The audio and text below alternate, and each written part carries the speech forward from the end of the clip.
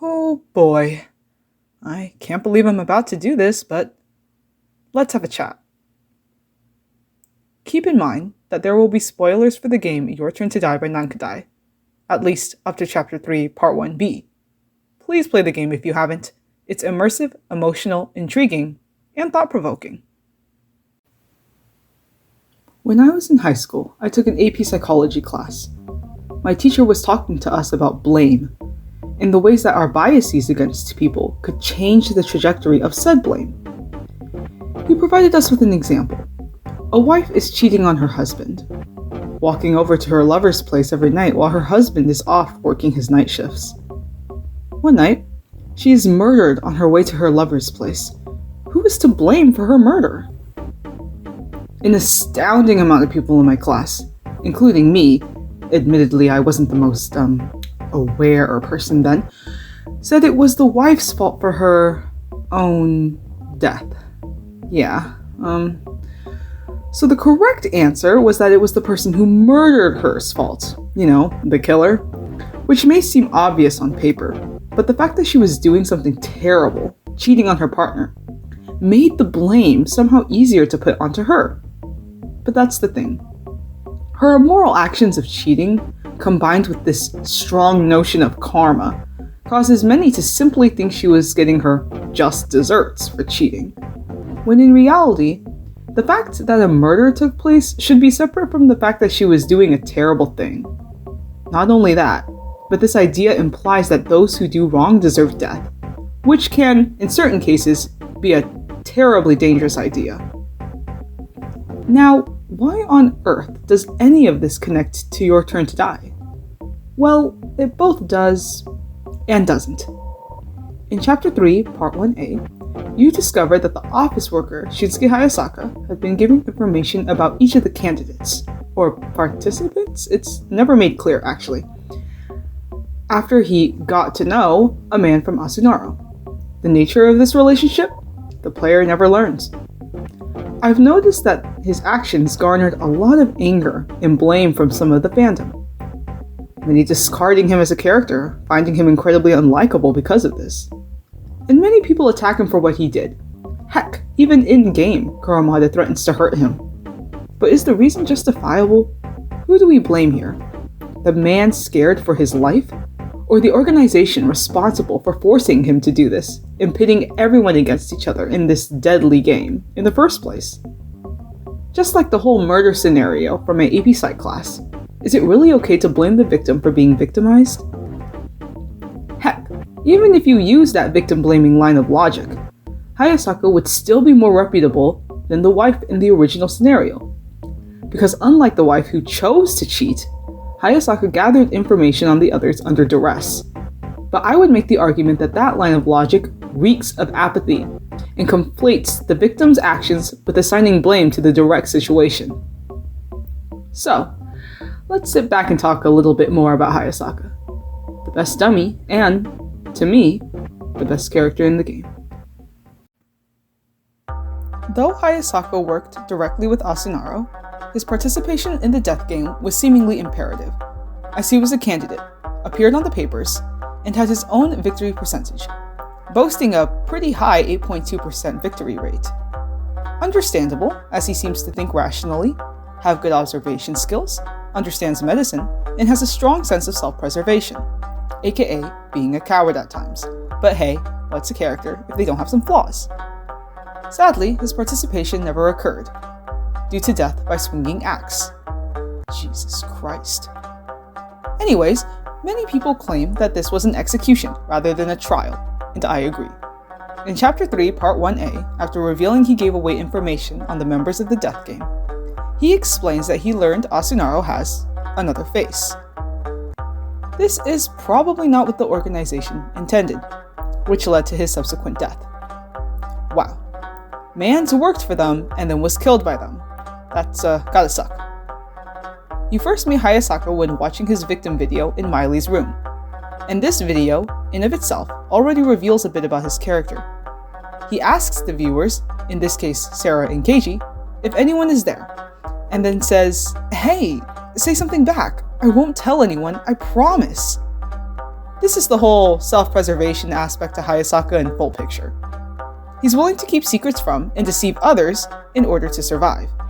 And before you say he's selfish for doing so, firstly, that's actually kind of what his name means. And secondly, who wouldn't in this situation? The organization he is working for betrayed him, at least in his eyes. Who wouldn't get a little paranoid? Who wouldn't be willing to switch sides, especially in a fight for your life? In this moment, in his execution, he was grasping at anything to keep himself alive. Anything that prevented him from facing the painful truth of death. All he wanted to do was live in peace. And he couldn't do either, but we'll go more into depth with that later. Let's talk about Sarah and Keiji's reaction to Hayasaka's death. And if you thought they grieved for him, you'd be dead wrong. No pun intended.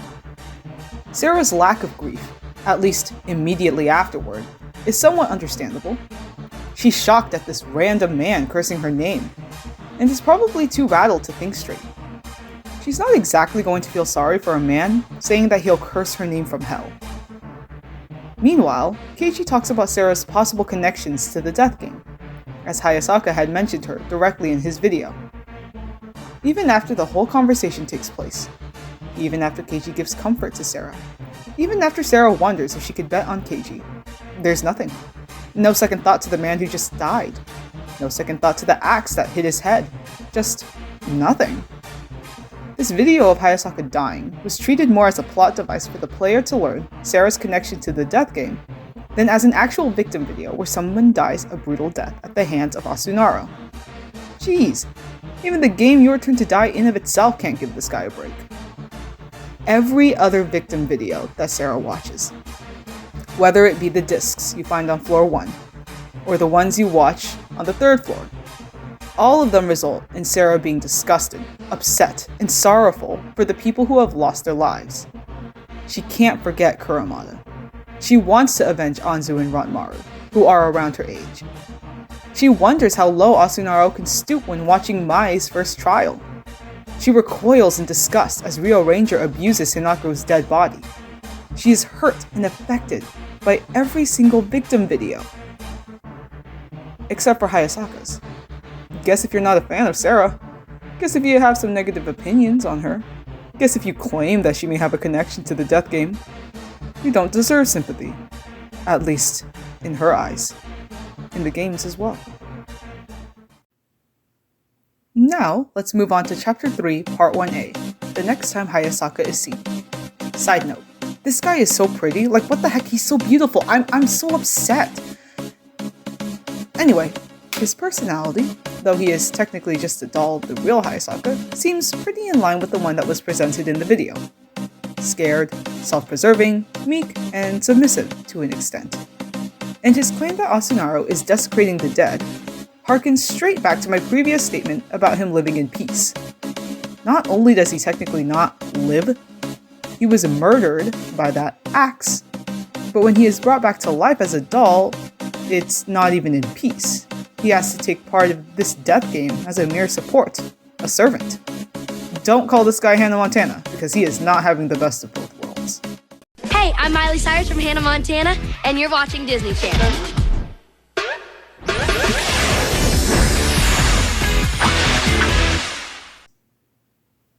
Poor Hayasaka is attacked again and again by obstructors, by the locker room, by Maple 2.0, almost by Kurumada, which, side tangent about shipping, I completely respect people's ships, but I feel like Kurumada and Hayasaka would be low-key abusive. Heck, I'm more willing to ship Hayasaka with Keiji due to their moments talking about Jin in the office, one of the deleted scripts of the game where Hayasaka said, "That man must have been a very trustworthy companion." Not to mention they're with each other in both the graveyard and the police station, Keiji telling him to carry Jin and him complying, all that jazz. But back to this. This guy is constantly being targeted and terrorized by the threats throughout this floor. As I said earlier, he's attacked by obstructors, allies, and more. Jin and Keiji are the only two that seem to have some sort of connection with him. A connection that goes beyond simply villainizing or demonizing him. Even Sarah harbors her suspicions, and her interactions with him are limited and range from apathetic to antagonistic. Meanwhile, the two aforementioned characters, Jin and Keiji, make attempts to understand Hayasaka's plight, provide further explanation, and Jin especially gets him to open up.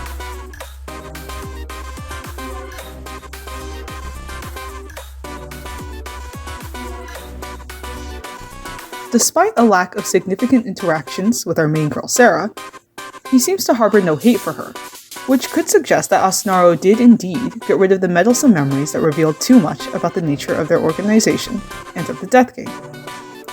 However, given that Hayasaka remembers how he got to know a man from Asunaro, how he was told to get information on everyone, how he learned that the company has another face, so on and so forth, it would be kind of difficult to believe that Asunaro allowed him to remember all of these bits of information, but nothing about Sarah. Again, due to Sarah's importance in the current death game, it is possible that those memories were truly erased, but, just like Sarah, I'm still awfully suspicious. Perhaps he is masking his hate for Sarah throughout the chapter. Who knows what would have happened if he was paired with her instead. He certainly wouldn't be simping for her the way Ranmaru does. Though, no hate to Ranmaru, he's a great character. In fact, he may have a little bit of a mean streak in him. Hayasaka, that is. We've seen Ranmaru's mean streak. Allow me to explain. If Ranmaru dies before the start of the banquet in the So Lives route, Hayasaka will grieve for Reko or Alice to Sarah before saying, and in the end, even he being Ranmaru, was killed by his collar's explosion. So then, if Ranmaru had just died from his collar exploding to begin with, I suppose it's not good to think that way. Regardless of him claiming it's not good to think that way, the man had thoughts. He had thoughts about it. And maybe that final sentence was just said to prevent Sarah from straight up murdering him. And the previous text is truly how he feels. Timid and meek as he may be, Hayasaka is more than capable of having these sorts of thoughts. It's about death, revenge, retribution. Ranmaru's betrayal of the dummy shakes everyone, including him. Hayasaka's comment sheds new light onto a side of his character the player has never really seen and may not see again. Opposite to his position working at a medical company, which is associated largely with healing, selflessness, and care, Hayasaka's comment is cold, apathetic, and cruel towards the life of a person he once knew. This slip of the tongue may also explain how Hayasaka's victory rate could be so high. Perhaps, if he had lived in the first trial, he would have these thoughts much more often, and even act on them. We'll never know. But hey, that's what fanfiction is for. This transformation is not exclusive to this specific timeline. Hayasaka seems to change in character a little in the So Lives route, even if Ranmaru is still alive. He worries for the injured Kuramada, and says he'd throw himself in the way if he must, in the event Ranmaru tries anything. Which, by the way, I know I said earlier I didn't really ship this, but I'll have to admit, that's pretty cute. This is a far cry from the Hayasaka in the beginning of the chapter. Now, he's willing to protect his allies, his friends, those important to him, at the cost of his own safety. He wants to do more than run away. Well, kind of. Hey, change doesn't happen overnight. In the Kana Lives route, he says everyone owes a debt of gratitude to Sarah. All prior hatred or uncertainty somewhat thrown away, at least on the surface. This is the deepest interaction he has with Sarah, with him saying that one day he hopes that she'd forgive him for what he did. To me, this is Hayasaka's way of both avoiding confrontation while also making amends with Sarah. As he says in the beginning of the chapter, he's not the real Hayasaka. This version of him, apparently, bears no ill will towards Sarah, and seeing her kindness and leadership in action makes him willing to follow her. He wants to truly fix the rift that the real him had with her, as well as avoid any kind of malicious conflict that may arise in the future between the two of them. After all, holding grudges is not the most effective if one just wants to live a life of peace. Perhaps that is another underlying reason why he wants to make amends, so he can power off, knowing well that though the person he is a replica of has many regrets and sorrows in life, he as a doll is able to patch a few holes he had left behind. This is supported by his statement if he is the last dummy kept alive. He says he has nothing but regrets and has learned the true meaning of strength from Sarah and the others. And that to me is Hayasaka in a nutshell. Atonement. He atones for the sins of his previous self. He pays for his actions, even after death, through the events of Chapter 3, Part 1, and takes responsibility when admitting he gave away information about the Death Game's participants. He decides to discard any chance of regret during Chapter 3's Russian roulette when telling the others to hit a dummy's coffin so that Jin may live. He is fully aware of the mistakes he's made, and he wants to move on, not only to lift the unseen weight of regret from his shoulders, but to also support others around him in their quest for a life of peace and tranquility that he will never have. According to the art book, there was once a time where Hayasaka was more vibrant, more lively, but time, work, and life had slowly but surely withered all of that away. Hayasaka is flawed. He is a coward, weak, and can be a doormat. He acts suspicious, is willing to deceive people for his own selfish pursuits, and has a side to him which completely disregards other people's lives. He found himself in a dire situation, threatened, executed, and taken advantage of by the people around him. His design is not particularly complex. His character and personality is not as bombastic, intriguing, or compelling as other people's in the cast. But it doesn't need to be. His character is, above all else, relatable. And maybe that's why he's not as popular of a character. Hayasaka is not unique to us, because his flaws, his humanity, is reflected constantly within us. Or maybe you just don't like him. That's a possibility too. Thank you so much for watching this. I feel like this video is kind of gonna end up lost in the algorithm of YouTube, which honestly, I don't really mind. I was never planning on recording any of this or making any of my thoughts public.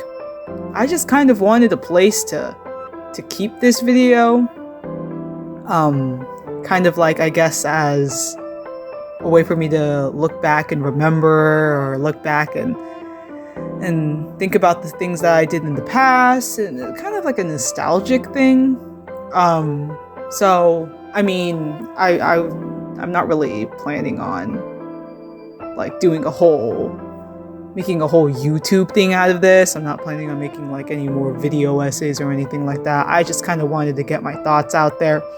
But I do really appreciate if you like took the time to comment something, or I don't know. I'm not going to ask you to subscribe because, again, I'm not really planning on doing anything with this. This was just kind of something that I wanted to throw out there. I mean, unless people want me to do more stuff on this. But yeah, this was just mostly just for me, for a personal frame of reference. And this is entirely unscripted, so I'm sorry if I'm rambling. But yeah, like, if you want to hop down there, drop a comment, you know, say whether or not you agree with me, point out stuff that I might have missed, anything like that, you know, as long as you're not straight up threatening to kill me or anything like that, I think we should be good. So yeah, thank you again so much.